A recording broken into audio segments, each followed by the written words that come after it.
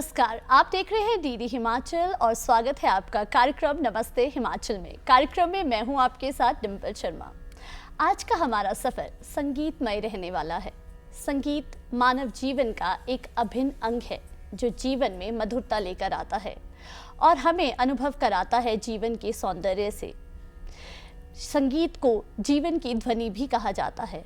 कहते हैं संगीत जीवन का अंश है और इसके बिना जीवन केवल एक प्रश्न है। संगीत मानव जीवन को प्रत्यक्ष और अप्रत्यक्ष रूप से सदैव जोड़ता रहता है। साथ ही ये जोड़ता है हमें हमारी संस्कृति से, हमारे रीति रिवाजों से, हमारी परंपराओं से, हमारी ऋतुओं से। जीवन के हर पल के लिए संगीत में कुछ ना कुछ ज़रूर है, कुछ ना कुछ वो हमें ज़रूर देता है, क्योंकि प्रकृति के कण कण में संगीत है। संगीत को आज कार्यक्रम में हम और जानेंगे आज के हमारे मेहमान से। आज के हमारे मेहमान जिन्होंने अपना पूरा जीवन संगीत के लिए समर्पित कर दिया है। हम कह सकते हैं कि उनका जीवन स्वयं एक संगीत है। आज कार्यक्रम में हम रूबरू होंगे हिमाचल प्रदेश विश्वविद्यालय से सेवानिवृत्त म्यूज़िक डिपार्टमेंट से सेवानिवृत्त डॉक्टर चमन लाल वर्मा जी से, और जानेंगे किस प्रकार उनका जीवन संगीतमय रहा, किस प्रकार से उन्होंने अपना पूरा जीवन संगीत के लिए समर्पित किया। और ये सब जानेंगे आज हम उन्हीं की ज़ुबानी। तो आइए मुलाकात करते हैं आज के हमारे मेहमान से। सर, आपका कार्यक्रम में बहुत बहुत स्वागत है। नमस्कार। और आपने मुझे यहाँ आमंत्रित किया, उसके लिए मैं अपना आभार व्यक्त करता हूँ। तो परिचय आपने दे ही दिया है। मैं चमन लाल वर्मा और मेरा अध्यापन कार्य यहाँ विश्वविद्यालय में बहुत रहा है और लगभग मैंने 35 वर्ष यहाँ अध्यापन कार्य किया है विश्वविद्यालय में। वहाँ मैं अध्यक्ष भी रहा हूँ, डीन भी रहा हूँ, एडमिनिस्ट्रेटिव कार्य भी वहाँ पे मैंने किए हैं। और सबसे बड़ी उपलब्धि मैं यही मानता हूँ कि संगीत के विषय से जुड़े होने के नाते मैंने अनेकानेक विद्यार्थियों को पढ़ाया है, उनको इस काबिल बनाया है, उनको रोज़गार आज मिली है। और एक तरह से मेरी ये जो फसल है वो उसको देख के मुझे बड़ी प्रसन्नता होती है। तो मैंने लगभग 40 के करीब पीएचडी स्कॉलर प्रोड्यूस किए हैं अपने लाइफ टाइम में, और अनेक विद्यार्थियों को संगीत की, शास्त्र की और उनके इसकी क्रियात्मक पक्ष की दोनों तरह से शिक्षा दी है। तो उनको देख के अब आज मैं बड़ा खुशी हूँ। मेरे पढ़ाए हुए विद्यार्थी जो हैं वो आज अच्छे रैंक पे हैं, अच्छी संगीत की सेवा कर रहे हैं। प्रोफेसर्स हैं, डीन्स हैं, चेयरमैन्स हैं, प्रिंसिपल्स हैं इवन।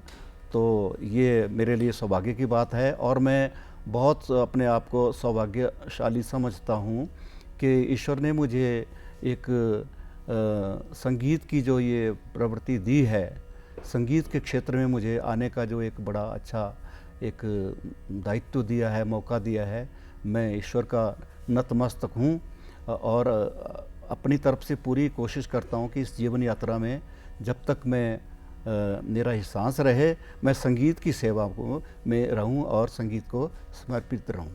जी सर, जिस तरह से आपका जीवन हम कह रहे हैं कि पूरी तरह से संगीतमय रहा है, शुरुआत ही आपकी जो है संगीत से हुई है, तो थोड़ा सा पीछे जाना चाहेंगे और उस शुरुआती समय को भी जानना चाहेंगे कि किस प्रकार से आपका जो है संगीत की तरफ रुझान हुआ। ये आवश्यक होता है, हर एक व्यक्ति की एक इतिहास होता है, कहानी होती है, उसकी जीवन यात्रा होती है।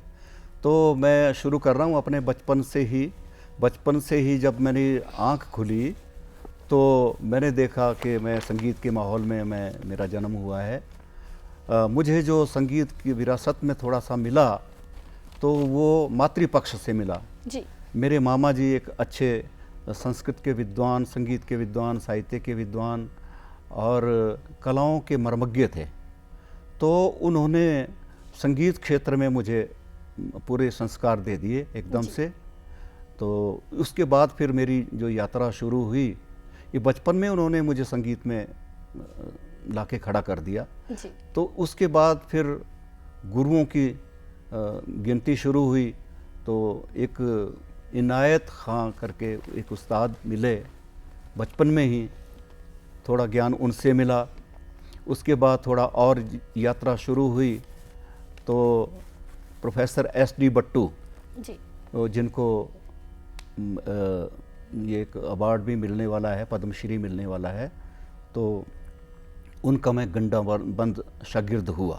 जी इसके बाद मैं जब विश्वविद्यालय में MA करने के लिए आया तो मुझे पंडित भीमसेन शर्मा, वो एक योग्य गुरु मिले। जी तो इस प्रकार SD बट्टू, प्रोफेसर SD बट्टू जो मेरे गंडाबंद गुरु बने, जी उन्होंने तालीम ली है अपने पटियाला घराना से। जी और पंडित भीमसेन शर्मा, जिनसे मैंने एक इंस्टीट्यूशनल जो तालीम उनसे प्राप्त की, वो अमीर खां साहब के शागिर्द रहे हैं।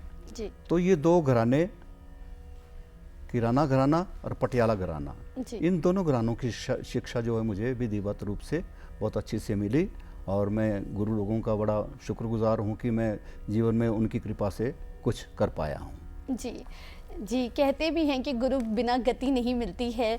तो आप कैसे देखते हैं कि जीवन में गुरु का क्या महत्व रहता है? जिस तरह हम संगीत शिक्षण की बात करते हैं, जी हाँ, तो ऐसे में संगीत के लिए शिक्षक का होना कितना ज़्यादा ज़रूरी है? बिल्कुल बिल्कुल सही कहा आपने। देखिए, मेरा मानना है संगीत के क्षेत्र में 3 बातें बहुत महत्वपूर्ण होती हैं। जी सबसे पहली जो बेसिक बात है वो तो यही है कि भगवान जिस पे कृपा करते हैं, ईश्वर प्रदत्त कला है, ये जी सूक्ष्म कला है, जिसको इसकी रुचि मिली, जिसको इसकी प्रवृत्ति मिली, जिसको परमात्मा ने कृपा की है, वही इसको कर सकता है। जी अदरवाइज जिसको ईश्वर ने नहीं दिया कुछ, उसको कोई भी नहीं दे सकता, इंसान या गुरु कोई कुछ नहीं दे सकता। तो पहला फैक्टर तो इसको यही मानना चाहिए कि ये ईश्वर प्रदत्त कला है। जी ठीक है जी। दूसरी बात यह है कि फिर ये एक योग्य गुरु चाहिए। जी योग्य गुरु जो है वो पत्थर को तराशता है, हीरे को तराशता है, उसको उसमें चमक लाता है, वो हर तरह से उसको इसको योग्य बनाता है कि वो समाज में एक अपना स्थान बना सके। जी तो ये 2 बातें हुई पहले। अच्छा, योग्य गुरु बहुत ज़रूरी है कि क्या करना है, कैसे जी। करना है, क्या क्या नहीं करना है। फिर तीसरी बात जो महत्वपूर्ण है वो यही है कि गुरु से ली हुई शिक्षा को जो विद्यार्थी है, जो शिष्य है, वो उसको साधना के द्वारा उसको चमकाए। जी। साधना फिर करना, रियाज करना, अभ्यास करना, ये लाजमी है। जब ये 3 फैक्टर्स इकट्ठे मिलके सम्मिलित हो जाते हैं तो निश्चित रूप से संगीत में कोई ना कोई अद्भुत बात ज़रूर होती है। जी, आपने गुरु के बारे में इतना कुछ कहा, तो हम चाहेंगे कि क्यों ना हम गुरु को नमन करते हुए कुछ आप हमें सुनाएं, आपके हम मधुध्वनि ज़रूर सुने। तो हम क्यों ना एक शुरुआत करें एक किसी वंदना के साथ। जी जी, देखिए, बहुत उपयुक्त समय है ये, एक जी। बसंत पंचमी का समय अभी है, और जी। माता का अभी जो उनका जन्म हम मनाते हैं जी बसंत पंचमी में। अभी 2-3 दिन पहले हुआ है वो। जी तो मुझे इस बात की बड़ी खुशी है कि मैंने अपना कैरियर एक माता की वंदनाओं से बहुत शुरू किया है, जी। और उसमें मुझे बहुत लोकप्रियता मिली। तो मैं एक आपको सुना देता हूँ। ये एक सरस्वती वंदना है जी जिसके आधार पे मुझे काफ़ी लोकप्रियता मिली। ये मेरी अपनी स्वरचित है, और गलत नहीं कह रहा हूँ तो पूरे नॉर्थ इंडिया में ये बहुत पॉपुलर हुई है। जी तो थोड़ा सा 2 लाइनें उसकी मैं सुना देता हूँ।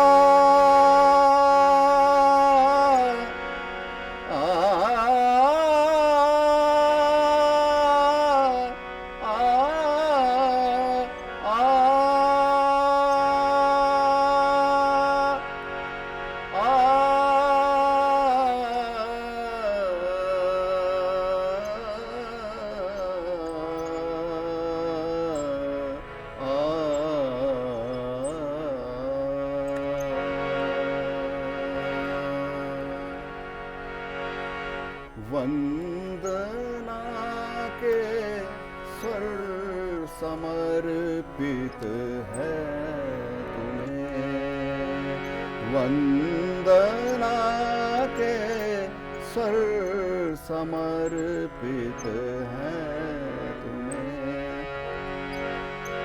तन भी मन भी प्राण अर्पित, तन भी मन भी प्राण अर्पित है तुम्हें, वंदना के स्वर समर्पित है तुम्हें।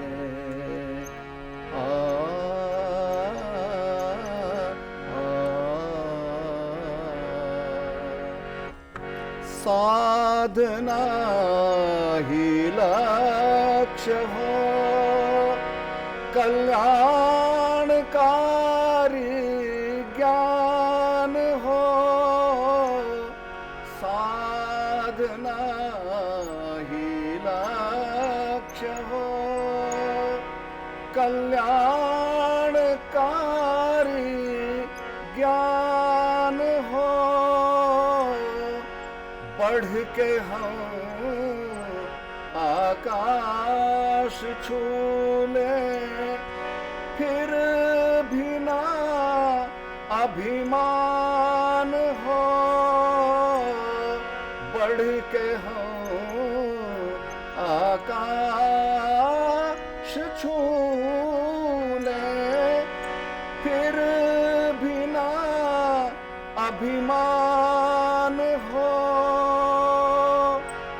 ऐसी विद्या दान कर दे माँ हमें, वंदना के स्वर समर्पित तुम्हें, वंदना के स्वर समर्पित है तुम्हें। बहुत ही खूबसूरत माँ को नमन करती ये जो वंदना है, मुझे लगता है ये अपने आप में बहुत कुछ कह जाती है। सर, जिस तरह से हम कहते हैं कि जो संगीत है वो अपने आप में बहुत ज़्यादा विस्तृत है, बहुत सी इसकी विधाएं हैं, तो थोड़ा सा संगीत पर अगर आप प्रकाश डालें कि संगीत क्या है और मानव जीवन में इसकी महत्वता क्या है। देखिए, मैंने अपने से इस छोटे से जीवन में अपने अनुभूति के आधार पे जो कुछ सीख पाया हूँ, समझ पाया हूँ, इसमें कोई शक नहीं, संगीत एक बहुत बड़ा सागर है। बात वैसे कहने को कह देते हैं जी, इसको हम साइंटिफिकली या किसी दूसरे एक लॉजिकली देखें तो बहुत कुछ समझ में आता है। जी, संगीत एक सूक्ष्म कला है, अमूर्त कला है। देखिए, बाकी कलाएं हैं, मूर्ति कला है, शिल्प कला है, दूसरी पेंटिंग है, उसमें हमारे पास बहुत से साधन होते हैं। चित्र बनाने के लिए कैनवस होता है, मिट्टी होती है या पेंट होता है। ये कला ऐसी है, अमूर्त कला है, इसमें हमारे पास कोई भी साधन नहीं है सिवाय साउंड के। जी, देखिए, आपको मालूम है ध्वनि पे आधारित है, ध्वनि से हमें नाद मिलता है। जी, ठीक है ना जी, म्यूजिकल साउंड, नाद। जी, अब नाद को नियंत्रित करता है ताल या लय। जी, ये दो जब स्तंभ आपस में कोऑपरेट करते हैं तो इनके ऊपर जो इमारत बनती है वो संगीत है। जी, मूल जो है संगीत का कारण वो है ध्वनि, नाद और लय या ताल, दो स्तंभों पर टिका हुआ है। जी, अब आप देखिए, बात बिल्कुल सूक्ष्म है, सूक्ष्म से शुरू होती है। मैं आपको थोड़ा वैदिक उसमें ले जाता हूँ, वैदिक काल से। जी, उदात, अनुदात, स्वरित, तीन स्वरों में हम लोग ऋचा गान करते थे, अनुष्ठान करते थे, हवन यज्ञ होता था उसमें, और एक प्योरली शुद्ध रूप से मोक्ष की तरफ और ईश्वर भक्ति की तरफ हमारा संगीत जो था उन्मुक्त है। जी, ठीक है जी। फिर आप देखिए, जब इसकी सृजनता हुई संगीत की, उसने यात्रा की, एक बड़ी लंबी यात्रा की संगीत ने। 3 स्वरों से 7 स्वर बने, जी फिर उनके साथ कोमल तीव्र 12 स्वर से का एक सप्तक बना। जी सप्तकों से चल के आगे हमारी ग्राम बने, ग्रामों के आधार पे मूर्छनाएं हुई, मूर्छनाओं से चल के रागों का निष्पादन हुआ। तो रागों की भी संख्या अनलिमिटेड हो गई। जी ठीक है जी। रागों के बाद भी आप देखते हैं कि रागांग को लेकर के, रागों के अंग हुआ करते हैं विशिष्ट, जी उन अंगों को लेकर के हमारी गायन की, अगर मैं गायन की बात करूं, वैसे तो गायन वादन नृत्य तीनों में, गायन में कितनी शैलियां बनी, ध्रुपद, धमार, ख्याल, ठुमरी, टप्पा, कजरी, होरी, गजल, गीत, न जाने दुनिया भर की कितनी। जी और इनमें भी जब हमने आगे कंपोजिशन का वर्क किया, कितनी उसमें रचनाएं बनी, कितनी बंदिशें बनी। तो ये हमारा संगीत, कहने का तात्पर्य है, ये समृद्ध ही होता गया, समृद्ध ही होता गया। और जितना ये इसका विकास होता गया, और जब हमने इसको स्टडी किया, इसका एनालिसिस किया, अध्ययन किया, तो हम चौंक उठते हैं कि इतना बड़ा सागर है, हम तो इसमें कुछ भी नहीं है। जी तो एक सृजन का एक परिणाम है कि हमारे पास इतनी लंबी यात्रा करके आज जो कुछ भी हम गा बजा रहे हैं, संगीत के 3 विधाएं होती हैं, गायन, वादन, नृत्य।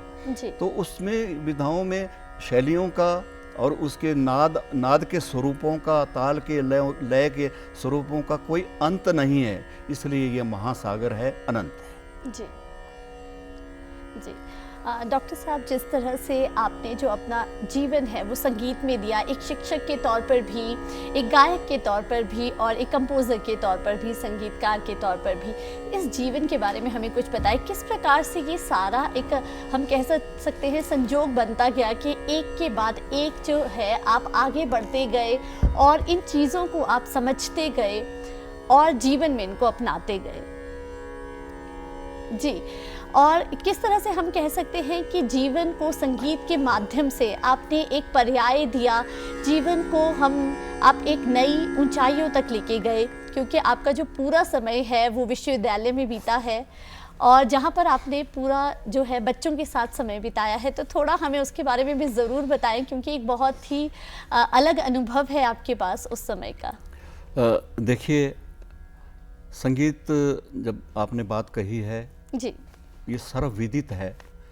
संगीत कला हमारे जीवन का एक बहुत अभिन्न अंग है। जी जितने भी विषय हैं, आप देखिए, फिजिक्स है, जी केमिस्ट्री है, भाषाएं हैं, कलाएं हैं, ललित कलाएं हैं, जितनी, कोई विषय ऐसा नहीं है, योग है, जी ज्योतिष है, योग है, साहित्य है, कोई भी आप विषय ले लें, वो संगीत से जुड़ा हुआ है। जी ये सबसे बड़ी विलक्षण जो बात है वो संगीत के साथ है। जी वो इसलिए भी है अब कि समाज में इसका बहुत बड़ा रोल है। जी हम हंसते हैं तब भी संगीत को याद करते हैं, रोते हैं तब भी हमें संगीत चाहिए जी। जी हमारा मन, कोई भी हमारी मनोदशा होती है, संगीत हर समय हमें सहायता करता है, हमारा एक तरह से रंजन करता है, हमारे को प्रेरणा देता है हर तरह से जीवन में जीने की। जी तो आप देखिए, कोई भी हमारा कर्म हो, संस्कार इतने हमारे होते हैं, 16 जितने भी संस्कार माने गए हैं, हर संस्कार में, जन्म से लेकर के मृत्यु तक के संस्कारों में संगीत का योगदान है। एक बड़ा विस्तृत बात है, पर मैं सार रूप में अगर कहूँ, कोई भी आप संस्कार ले लीजिए, फिर संस्कारों के अलावा, जब भी मैंने आपसे बात की, ये भक्ति के लिए और मोक्ष के लिए तो सबसे उपयुक्त रहा है जी आज भी है, ये वैदिक काल में भी था जी हाँ, थोड़ा सा ये ज़रूर हुआ कि फिर ये बाद में मध्यकाल में जब ये मुग़ल संस्कृति आई तो इसके थोड़े से रूप बदले हैं। बदलने का मतलब ये रंजकता की तरफ ज़्यादा झुकाव हो गया है जी तो रंजकता भी एक आदमी की, बहुत मनुष्य की बहुत बड़ी आवश्यकता है। जी ठीक है जी। तो रंजकता की अगर बात करें तो ये हमें कोई त्यौहार है, मेला है, कोई घर में फंक्शन है, अच्छा है, बुरा है, जो भी है, हमारे हर वक्त ये हमारा संगीत साथ देता है और हमारा मन खुशी में झूमने को करता है। हमें कोई दुख होता है, जी। तब भी हम अपना दुख जो है वो संगीत के माध्यम से उसको दूर कर लेते हैं। और एक सबसे बड़ी बात आपको कहूँ जी। कि लक्ष्य संगीत का, चाहे हमारा कुछ भी रहा हो, कुछ भी बदला हो, चाहे रंजन कह लीजिए आप, या कोई किसी भी उद्देश्य से हम संगीत को लें, जी। अगर उसका एक पक्ष देखा जाए तो सदैव उसका पक्ष आध्यात्मिक ही रहा है। आप चाहे हीर रांझा की कोई का गीत ले लें, जी। चाहे कोई सूफी गीत ले लें, आप कोई प्रेम प्रणय की कोई ऐसी कोई घटना की कोई गीत ले लें, जी। हैं, उसमें भी आपको आध्यात्मिक पक्ष ही मिलेगा। ये संगीत की सबसे बड़ी विशेषता है। जी सर, आपने कंपोज़र के रूप में जो है अपना कार्य किया है, काफ़ी कुछ आपने दिया है संगीत के माध्यम से समाज को। तो जी। आपकी उस रचनाओं के बारे में जानना चाहेंगे कि जी। क्या क्या ऐसी चीज़ें मन में उस वक्त आती हैं, किन चीज़ों का विशेष तौर पर ध्यान रखा जाता है जी। जब भी कोई कॉम्पोजिशन की जाती है? जी ठीक है, ये बहुत अच्छा प्रश्न किया और मेरे कैरियर से जुड़ा हुआ प्रश्न भी है कि बेसिकली मैं एक रचनाकार होने जी। का थोड़ा सा दावा करता हूँ। बहुत बड़ा दावा तो नहीं करता हूँ, जी। पर मैंने बहुत कोशिश की है और मुझे समाज में इसके लिए बड़ी प्रतिष्ठा भी मिली है, जिसके लिए मैं बड़ा धन्यवादी हूँ पूरे अपने समाज का। तो जैसे आपने देखा कि एक वंदना के जो, या पूजन के या भक्ति के, माता के प्रति मैंने बहुत से गीत रचना उनकी जी। की है और वो पूरे नॉर्थ इंडिया में वो लोकप्रिय हुई हैं। जी। ठीक है जी। इसके बाद शिक्षक होने के नाते शिक्षा के जो से संबंधित जो बातें होती हैं, तो इंस्टीट्यूशन में हमें चाहिए होती हैं, सबसे बड़ी बात है देशभक्ति के गीत ज़रूर चाहिए होते जी। हैं। ठीक है ना जी। तो उसमें तो देशभक्ति के गीत मैंने बहुत दिए हैं, रेडियो को, आपकी दूरदर्शन को भी दिए हैं। जी। तो अगर आप चाहेंगे थोड़ा सा उनको मैं डेमोस्ट्रेट भी कर देता हूँ। जी। तो फिर उसके बाद हर परिस्थिति के लिए, जैसे सावन आया तो सावन के गीत मैंने दिए हैं, जी। गज़लें दी हैं, गीत दिए हैं। जी। और मैंने अपने विद्यार्थियों को उनके जो कारक हैं, जी। रचना के कारक हैं, उनके बारे में भी विद्यार्थियों को समझाया कि कौन से कारक हमें ध्यान में रख करके कोई रचना करनी चाहिए। जी। तो न थोड़ा सा अगर आप चाहें मैं डेमोस्ट्रेट कर देता जी हूँ। बिल्कुल, हम ज़रूर चाहेंगे कि जो आपकी पहली कॉम्पोजिशन है वो ज़रूर आप हमें सुनाएं, ताकि हर कोई जो है आपकी उस कला से रूबरू हो सके। दो चार बातें मैं और जोड़ दूं पहले, जी। कि एक रचनाकार होने के लिए बहुत बड़ा आदमी को, उसके लिए बहुत तैयारी की आवश्यकता होती है। जी। तो ये कहना तो गलत नहीं होगा कि अपने विषय में, संगीत के विषय में एक समग्र ज्ञान तो होना चाहिए। जी। ठीक है ना जी। जी। समग्र ज्ञान मतलब साहित्य का भी ज्ञान हो, संगीत का भी, वादन का भी हो, गायन का भी हो, नृत्य की विधा से भी आदमी जुड़ा हुआ हो। जी। तो जो भी वो रचे वो एक शीर्षक बन जाए, जी। अर्थात एक चित्र बन जाए। जी। गायन में हम क्या करते हैं, रचना के द्वारा एक चित्र की कल्पना करते हैं और उस चित्र को सजीव बनाने का प्रयास करते हैं। जी। ठीक है जी। तो क्योंकि हमारा माध्यम तो बिल्कुल सूक्ष्म है, तो अदृश्य माध्यम है, जी। तो हम उस साउंड के द्वारा, उस नाद के द्वारा बनाने का प्रयास करते हैं। जी। ठीक है जी। तो उसमें कई बातें हैं, संगीत की समग्र ज्ञान का होना ये आवश्यक है। जी। फिर इसके बाद जो उसमें शब्द का बड़ा महत्व होता है। जी। जैसे मैंने देशभक्ति की बात कही, तो बिना साहित्य के, बिना शब्द के तो देशभक्ति की कल्पना नहीं की जा सकती। ठीक है ना जी। तो शब्द क्या कह रहा है, शब्द को क्या वातावरण चाहिए, ये वो मार्गदर्शन करता है। अगर आप ध्यान से जब सुनेंगे, आपका जो शब्द है वो किस तरफ ले जाएगा, किस राग के लिए उपयुक्त होगा, कौन सी लय के लिए उपयुक्त होगा, ये वो मार्गदर्शन कर देता है। तो ये हमें सोचना चाहिए। फिर हमें कौन सी राग की या कैसे सहारा लेना है, या उसमें होने वाली जो क्रियाएं हैं, रंजक क्रियाएं जो रंजन उसका करती हैं, जो उसको सजाती हैं, जैसे मीड़ है, मुर्की है, गमक है, जमजमा है, कृंतन, घसीट, ये इस तरह की क्रियाएं होती हैं संगीत में।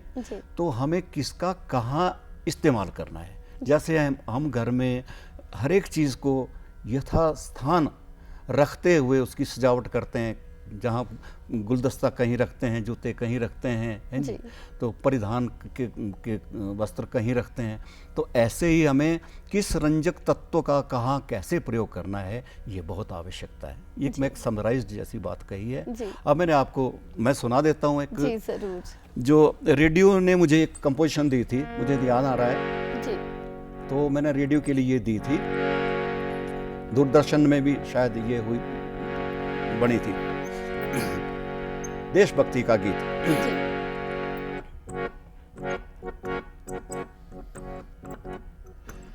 मातृभूमि तुमको नमन, मातृभूमि तुमको नमन, मातृभूमि तुमको नमन, नमन नमन, मातृभूमि तुमको नमन। ऐसी मातृभूमि की रक्षा देकर प्राण करेंगे, ऐसी मातृभूमि की रक्षा देकर प्राण करेंगे। इसके लिए जिएंगे हम, इसके लिए जिएंगे हम, इसके लिए मरेंगे। मातृभूमि तुमको नमन, मातृभूमि तुमको नमन, मातृभूमि तुमको नमन, मातृभूमि तुमको नमन। नमन की जिसके आंगन में थे राम भरत से भाई, नमन की जिसके आंगन में थे राम भरत से भाई, जिसकी रज में लोट कृष्ण ने माखन मिश्री खाई, ऐसी मातृभूमि की रक्षा देकर प्राण करेंगे, ऐसी मातृभूमि की रक्षा देकर प्राण करेंगे। इसके लिए जिएंगे हम, इसके लिए जिएंगे हम, इसके लिए मरेंगे। मातृभूमि तुमको नमन, मातृभूमि तुमको नमन, ओ मातृभूमि तुमको नमन, मातृभूमि तुमको नमन। जी बहुत ही खूबसूरत। और जैसे आपने पहले भी कहा था कि संगीत जो है वो अदृश्य भावनाओं को व्यक्त करता है, और मुझे लगता है ये ऐसे गीत हैं जो हर भारतवासी, हर देशवासी के मन में अपने देश के प्रति कुछ करने का जज्बा और ज़्यादा बढ़ा देते हैं। सर, जिस तरह से आपने बात की दूरदर्शन और आकाशवाणी के साथ, आपका एक लंबा समय आपने उनके साथ बिताया है, एक लंबा जो कार्यकाल है साथ में बीता है, बहुत कुछ आपने हमें दिया है। तो इस सफ़र के बारे में जानना चाहेंगे, किस प्रकार से ये सफ़र शुरू हुआ और क्या रहा, किस तरह से आगे बढ़ा? देखिए, मुझे इसी में संदर्भ में एक बात याद आ रही है। दूरदर्शन में जो सबसे पहले संगीत का एक गीत बना था जी, वो मुझे कांटेक्ट किया गया था और वो मैंने बनाया था, मुझे अभी याद आ रहा है, तो मैं शेयर कर रहा हूँ उसको आपके साथ। देखिए, सावन का टाइम था उस वक्त, मुझे कहा गया कि सावन का गीत बना दीजिए जी।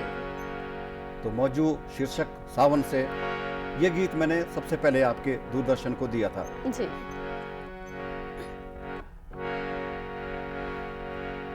इसकी स्वरावली पहाड़ी अपने हिमाचल को रिप्रेजेंट करती हुई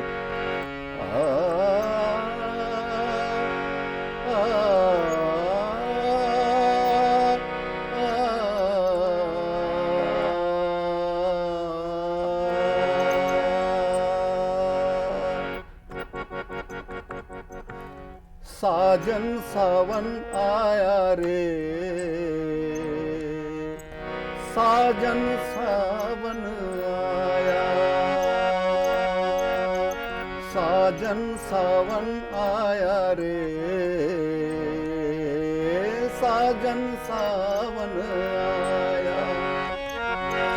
मन में उमंग लिए खुशियों को संग लिए, मन में उमंग लिए खुशियों को संग लिए, गीतों की फुहार आया, रिम झिम सावन आया, सावन साजन सावन आया रे, साजन सावन आया।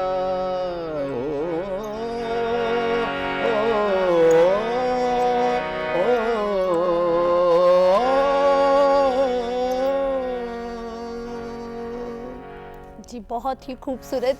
और जैसे आपने कहा कि हर मौसम, हर ऋतु को ये व्यक्त करता है, और बहुत ही खूबसूरती के साथ जो है इस गीत के माध्यम से आपने उसे व्यक्त किया। सावन का जो है पूरा आनंद हमें मिल गया। बात करें आपकी अचीवमेंट्स की, आपने पूरा जीवन संगीत के लिए दिया, चाहे शिक्षक के तौर पर कहें, एक संगीतज्ञ के तौर पर कहें, या गायक के तौर पर। आपको संगीत ऋषि और हिमाचल के संगीत गुरु के उपाधियों से नवाजा गया है। एक बहुत ही बड़ी बात है, हर हिमाचली वासी के लिए ये बहुत ही खुशी की बात है, गर्व की बात है कि हमारे बीच इस तरह की विभूतियाँ हैं। इस अनुभव को आप हमारे साथ ज़रूर साझा करें। कलाकार के लिए इस तरह से कोई उपलब्धि पाना ये बहुत बड़ी बात होती है। देखिए, मैं ये कहना चाहूँगा जी कि जिस तरह से मैं एक क्लेम करता हूँ कि मैं एक कंपोज़र हूँ, मैं एक क्रिएटर हूँ या रचनाकार हूँ, जी, तो उसके पीछे मेरा थोड़ा सा एक अपना एक एम रहता है। जी, और मैंने जो जिस तरह से ढाला है अपने आप को, मैं हर पल कुछ ना कुछ क्रिएट करने की कोशिश करता रहता हूँ। जी, मैं हर व्यक्ति से कुछ ना कुछ सीखने की कोशिश करता रहता हूँ। सीखने की अगर प्रवृत्ति हो तो बहुत कुछ मिलता है, स्टूडेंट से भी सीखने को मिलता है। पागल आदमी भी कुछ बात पते की कह जाता है। जी, हमें नेचर बहुत कुछ देती है। बात यह है कि हम अपने आप को कंसंट्रेट कैसे करते हैं, सीधी सी बात बताएं। देखिए, मैं एक एक्सपीरियंस शेयर कर रहा हूँ। जब मैं स्टूडेंट था, मेरे टीचर ने मुझे एक वैसे कहा, बड़े प्यार से, मेरा नाम चमन है, तो उन्होंने कहा, भाई चमन, आज तुम क्या गुल खिलाने वाले हो। जी, देखिए, बड़े प्यार से उन्होंने कहा। तो हो सकता था कि मैं इरिटेट हो जाता है, मुझे क्यों कह रहे हैं ऐसी, इस तरह से कह रहे हैं। नहीं, मैंने इसको बड़ा पॉजिटिव वे में लिया। उन्होंने भी प्यार से ही कहा, जैसे टीचर स्टूडेंट को कह देते हैं, डांट के भी कह देते हैं। तो उन्होंने इस बात को आप ध्यान से देखिए, उन्होंने कहा, चमन, आज तुम क्या गुल खिलाना चाहते हो। जी, देखिए, मैंने थोड़ा सा जब कंसंट्रेट किया तो मुझे बहुत कुछ मिल गया उसमें। टीचर तो देते ही बहुत कुछ हैं, तो मैंने एक कंपोजिशन उसकी बनाई। देखिए, देख लेना हम चमन में गुल नया खिलाएंगे।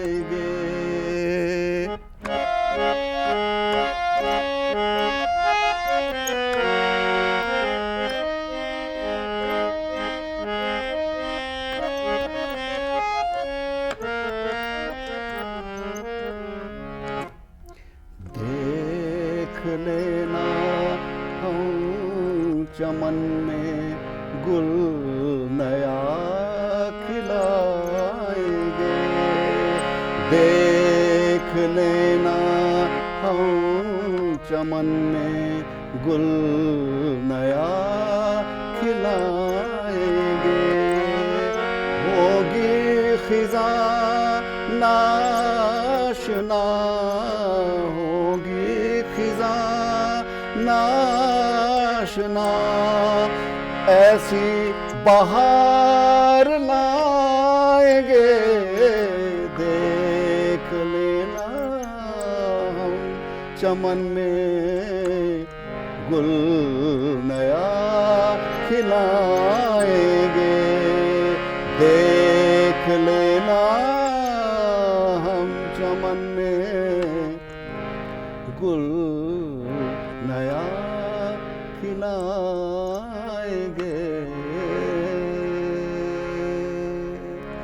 जी, बहुत ही खूबसूरत। और मुझे लगता है बहुत सारे जो शिष्य हैं उन्हें ये प्रेरणा मिलेगी कि गुरु जब भी कुछ कहे तो उसे आप कैसे लेते हैं ये आपके ऊपर निर्भर करता है।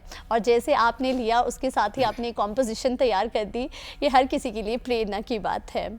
सर, जिस तरह से हम लोक संगीत और शास्त्रीय संगीत को देखते हैं, दोनों की ही अपनी अपनी जगह एक जी, महत्वता है। जी। तो इसके बारे में भी आपसे ज़रूर जानना चाहेंगे कि क्या कुछ है दोनों में अंतर और किस प्रकार ये आपस में जुड़े हैं। बहुत अच्छे, बहुत अच्छा, सुंदर ये प्रश्न है आपका। जी, देखिए, लोक संगीत जो है ये एक हमारा बिल्कुल एक क्षेत्र का अपना निजी संगीत है ये। जी, इसको बिल्कुल हम एक परंपरा का संगीत मानते हैं। जी, ये स्वतः पैदा होता है।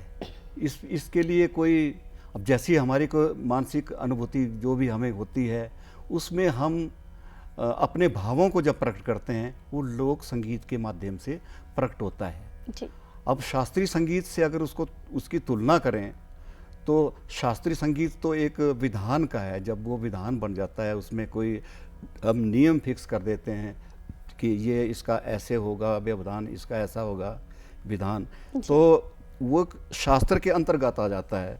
जबकि लोक संगीत में ऐसा नहीं है। मुझे किसी बात की खुशी मिली, मैं झूमूंगा, जो मेरे मुंह से निकलेगा, जो नाचूंगा, गाऊंगा, जो जो मिलेगा मेरे को वो बजा भी दूंगा, है ढोल नगारा जो मेरे पास आएगा। जी, तो एक लोक संगीत जो है वो एक लोक का अपना एक ऐसा संगीत है जो स्वतः ही प्रकट होता है। जी, ठीक है ना जी, उसका कोई विधान नहीं होता, कोई नियम नहीं होता, बस उसमें खुशी जाहिर होती है।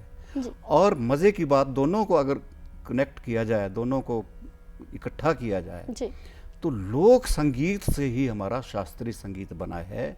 क्योंकि उसमें जो संगीत के तत्व हमें मिले हैं वो बीज के रूप में मिले हैं। जैसा बीज होता है वो बीज के बीज रूप में मिलके उस शास्त्रीय संगीत में आए। हमने उनका शोध किया, उनको नियमबद्ध किया और शास्त्रीयता की श्रेणी में ला करके उनको जब उनको स्थापित कर दिया तो हमारा शास्त्रीय संगीत बन गया। जी, पर ये हैं दोनों एक वृक्ष की, जो जैसे जो दो ब्रांचेज होती हैं, एक में शास्त्रीय संगीत फलता रहा, पल्लवित होता रहा, दूसरा लोक संगीत, वो आज भी जनमानस का संगीत जो है वो भी पल्लवित हो रहा है, वो भी चलता रहा है। जी। यहाँ हम कुछ ना कुछ आपसे लोक संगीत की भी कुछ पंक्तियाँ ज़रूर सुनना चाहेंगे कि आप हमें कुछ सुनाएं कि हिमाचल के लोक संगीत से आप किस प्रकार से जुड़े हैं। अच्छा जी, हाँ। जी, देखिए, मैं मंडी क्षेत्र से हूँ जी। बेसिकली, तो वहाँ का एक छिंज गीत आपसे शेयर कर रहा हूँ। जी, ये गीत बड़े मेलोडियस होते हैं मंडी के, बड़े जी। मुझे अच्छे लगते हैं। तो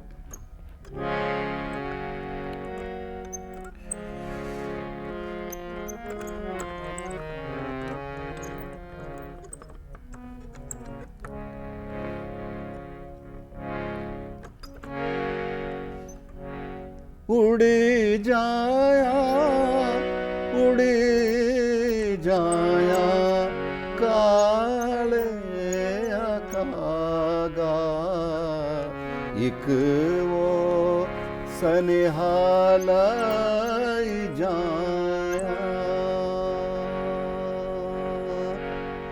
मेघदूत की तरह, जैसे कालिदास का मेघदूत, जी, तो ये कौवे को एक मैसेंजर बना करके इस चीज में प्रयास किया गया है कि वो मेरे नायिका कह रही है उड़ी जाया काले कागा, एक संदेश मेरा लेकर के मेरे मायके वालों को लेके जाना। जी, उड़ी जाया, उड़ी जाया काले कागा, एक वो सनिहाल जाया। किस जो भी देनी तेरी बाकियाँ चिट्ठियाँ, किस जो भी देना वो सनेहा, अम्मा जो देना मेरा सुख वो सनेहा, बापूए जो देनी बाकी चिट्ठियाँ आमा जो देना मेरा सुख वो सनेहा बापूए जो देनी बाकी चिट्ठियाँ बापूए जो देनी बाकी चिट्ठियाँ।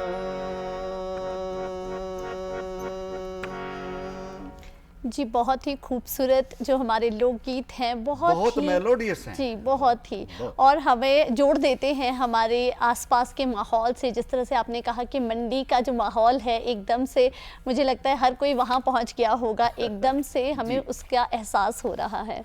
सर, जिस तरह से आपने अपने शिक्षण के दौरान जो है बहुत सारी किताबों की रचना भी की ताकि और ज़्यादा संगीत का उत्थान हो सके, आपके शिष्यों को उससे लाभ मिल सके, तो ऐसे में कुछ हम उनके बारे में भी जानना चाहेंगे। जी, मैंने जैसे कि आपको बताया, जी मेरा मुख्य उद्देश्य जो है वो रचनाकार होने से ही है। जी। रचनाकार करके ही मैं प्रसिद्ध हुआ हूँ और उपनाम में लाल रंग से जाना जाता हूँ। जी मैं उसमें जो अपना नाम उपनाम दिया है जी। वो लाल रंग करके। तो मैंने कोई 8 किताबें जो हैं वो कुल प्रकाशित की हैं, जी जिनमें अधिकांश जो हैं वो क्लासिकल म्यूज़िक बेस्ड हैं। जी और क्लासिकल म्यूज़िक बेस्ड जो किताबें हैं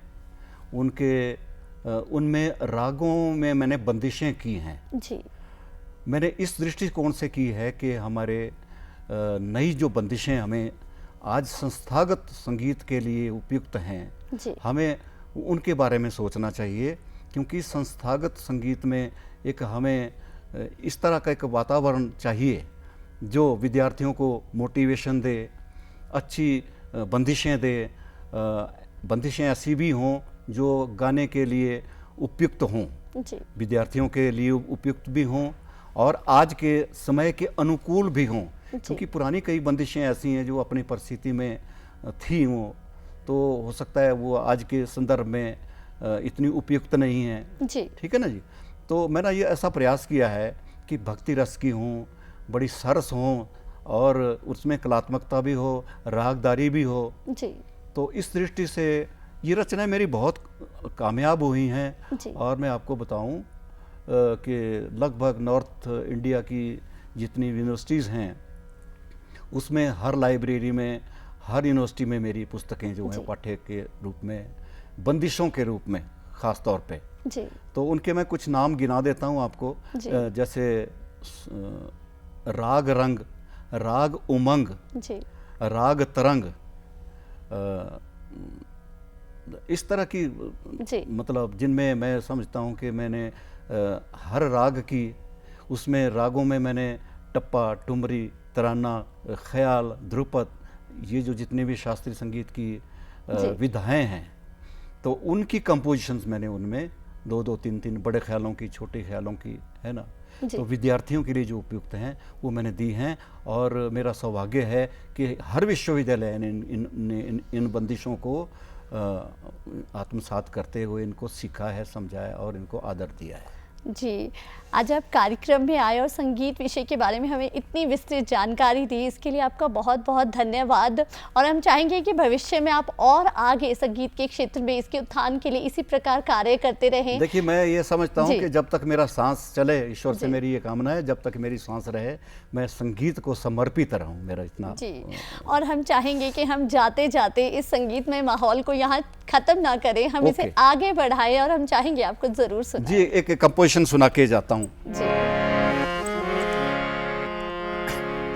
दूर हो मंजिल, रास्ता मुश्किल, दूर हो मंजिल, रास्ता मुश्किल, चलते जाना रे, हो चलते जाना रे, हो चलते जाना रे, दूर हो मंजिल, रास्ता मुश्किल, दूर हो मंजिल, रास्ता मुश्किल, चलते जाना रे, हो चलते जाना रे, चलते जाना रे।